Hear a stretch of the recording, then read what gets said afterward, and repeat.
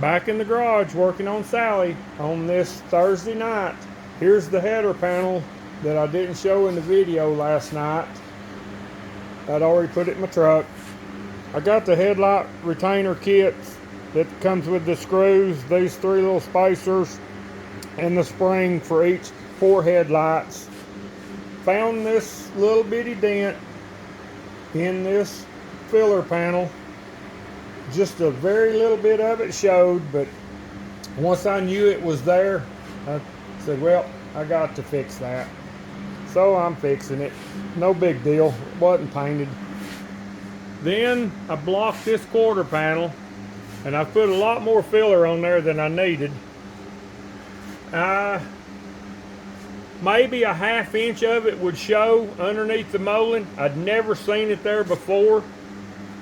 But when I took the molding off and I primed it last night, I noticed it was there.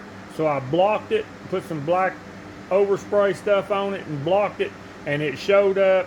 It was very, very minor, but I'd always know it was there, and I could hate myself probably for not fixing it. So that's what I'm doing tonight. And I'll get that primed tonight and probably get seam sealer on that. Okay, I spotted in the place that I fixed on the quarter panel. Much happier with it now, even though you really couldn't tell it was there. If you didn't know it, you'd probably never know it. Got this panel primed. It may get painted tomorrow along with the door. Hopefully we'll get the door painted tomorrow. And I went ahead and painted these 2 pieces here. They go in between the bumper cover.